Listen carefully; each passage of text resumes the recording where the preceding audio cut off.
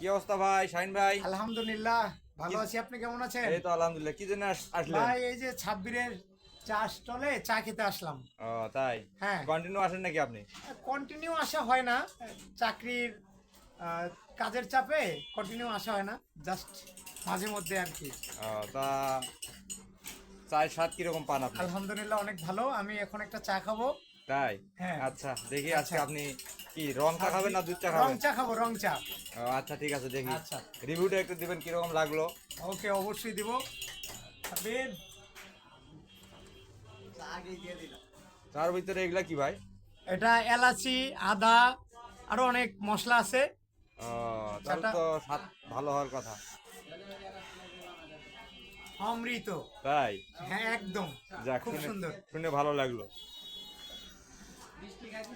এই গাজীপুর জেলায় আমি মোটামুটি 2014 সাল থেকে আসি। অনেক জায়গায় আমি চা খেয়েছি, এরকম চার স্বাদ আমি কোথাও পাইনি। তাই অমৃত, যাক, শুনে ভালো একদম লাগলো, অমৃত। শুনে ভালো লাগলো, আলহামদুলিল্লাহ। না, সাবিরও যেমন মানে সুইট, সাবিরের চাও তেমন বলতে গেলে সুইট, তাই না? বন্ধুরা, আপনারা যদি ভালো চা, মানসম্মত চা খেতে চান তাহলে আজই চলে আসুন হরিণহাটি মোড়। এটা কি market?